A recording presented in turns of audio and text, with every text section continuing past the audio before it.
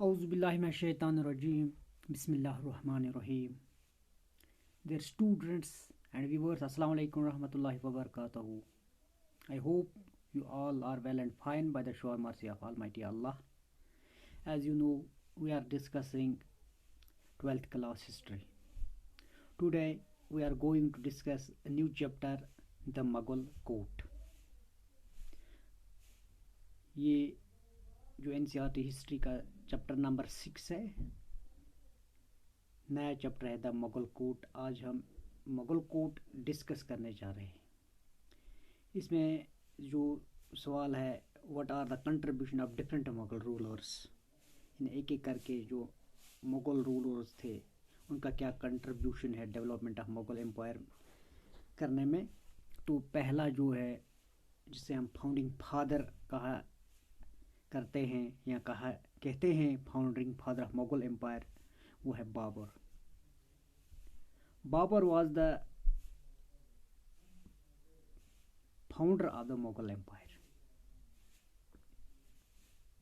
जो ये स्लाइड है इस पर आप देख सकते हैं, बाबर की पूरी बायोग्राफी दी गई है, तो इसको हम थोड़ा डिस्कस करने की कोशिश करेंगे। Babur was a founder of Mughal empire in India.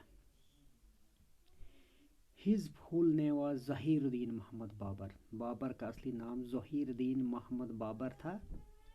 14 फरवरी 1483 ईस्वी में वो फरागान की जो कैपिटल है, फरागान सेंट्रल एशिया में एक इलाका है, वहाँ का जो कैपिटल है एंडीजान, वहाँ पर वो जन्म लेता है 14 फरवरी 1483 ईस्वी में।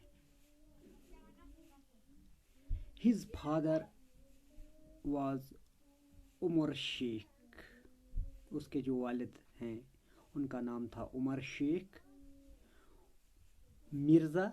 Umar Sheikh Mirza was a ruler of a small state. वो एक छोटे से इलाके का क्या था, हुक्मरान था, बादशाह था। After the death of his father, जब वो उमर शेख की वफ़ात होती है, उमर शेख इंतकाल कर जाता है, Babur became the ruler of the Fergana. जो फरागान होता है उस इलाके का रूलर बन जाता है बाबर।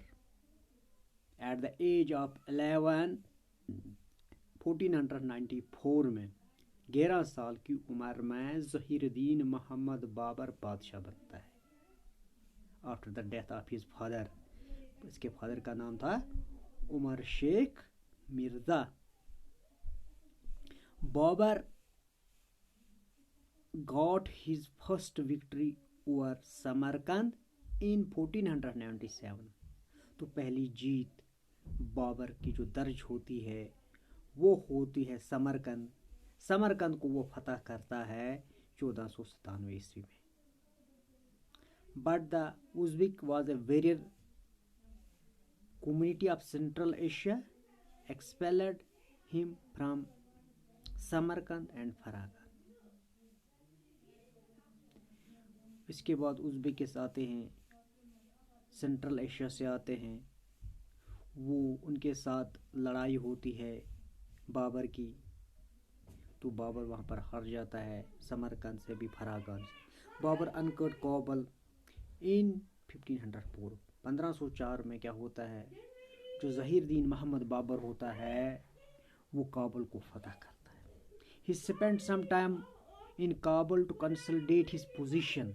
अपनी पोजीशन को मुस्तहकम करने में, अपनी आर्मी को मुस्तहकम करने में ही स्पेंट टाइम इन काबुल में बहुत सारा टाइम खत्म। After this he paid his attention towards India. इसके बाद वो अपना तवज्जो हिंदुस्तान की तरफ देता है। At the time the political condition of India was pitiable. Hindustan में जो पॉलिटिकल कंडीशन है वो बहुत ही ख़राब होती है, वो ज़्यादा मुस्तहकम नहीं होती है। So making use of this golden opportunity, मौके को गनीमत जानते हुए क्या होता है, he wanted to expand his empire by winning many parts of India. वो हमले करते हैं और हिंदुस्तान के बहुत सारे इलाकों को फतह करता है। कौन? ज़हीरुद्दीन मोहम्मद बाबर। सेकंडली अगर देखा जाए, he wanted to get the huge wealth of India. तो हिंदुस्तान से उसके बहुत सारे तादाद में उसको मालो दौलत भी मिलता है। इसकी वजह से उसकी जो पोजीशन है वो बहुत मुस्तहकम होती है, या उसकी पोजीशन बहुत मुस्तहकम होती है, मजबूत होती है।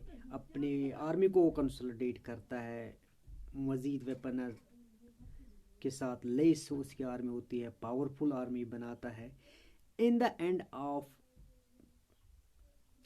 1525 Babur defeated Daulat Khan Lodhi and occupied Punjab. क्या होता है, चलते चलते 1525 में बाबर दौलत खान लोधी को हराता है और पंजाब पर कब्जा करता है 1525 में। It greatly boosted the morale of Babur, so he made up his mind to attack Ibrahimpur. इसी जब वो दौलत खान को हराता है तो इसके माइंड में, इसके दिमाग में ये जोश जल्वा पैदा होता है कि मैं इब्राहिम लोदी को भी हराऊं, उसके साथ भी जंग करूं। तो होता क्या है, the sultan of Delhi, so he made up his mind to attack Ibrahim Lodi the sultan of Delhi. Ibrahim Lodi जो क्या होता है, ये उस वक़्त दिल्ली का सुल्तान होता है। ये अपने माइंड में ये तैयारी करता है कि अब मैं अटैक करूँगा दिल्ली पर, दिल्ली का जो सुल्तान है लोदी है उसको मैं हराऊँ। Ibrahim Lodi was killer. जब ये इस पे इन द इस बैटल, जब लड़ाई शुरू होती है, the sultan of Delhi Babur took his small army on 20 April 1526 and in the first battle of Panipat. 21 अप्रैल 1526 को बाबर थोड़ी बहुत आर्मी साथ लेके इब्राहिम लोदी पर चढ़ाई करता है। फर्स्ट पानीपत जो है वहाँ पर लड़ाई होती है, उसको कहते हैं फर्स्ट बैटल ऑफ पानीपत। उस लड़ाई में इब्राहिम लोदी मारा जाता है। Easily defeated a large army Ibrahim Lodi.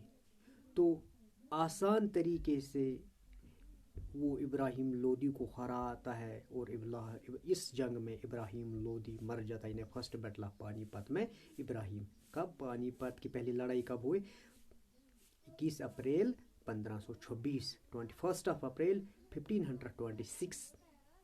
In this battle, Ibrahim Lodi was also killed. Because of this decisive victory, the ruler of Lodi dynasty come to end in India. इस तरीके से Lodhi dynasty का रूल जो है वो इंडिया में ख़त्म होता है 1500, जिसमें आप देख सकते हैं यहाँ पर।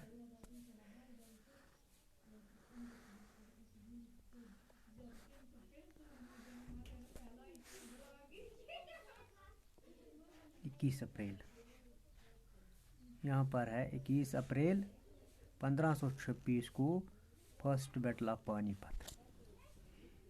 यहाँ पर क्या है, लोधी की जो डायनास्टी है, उनकी जो हुक्मरानी है वो यहाँ पर ख़त्म होती है, लोधी डायनास्टी। इसके बाद क्या होता है,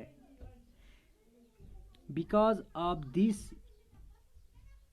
Lodhi dynasty come to an end, it resulted in the establishment of Mughal empire.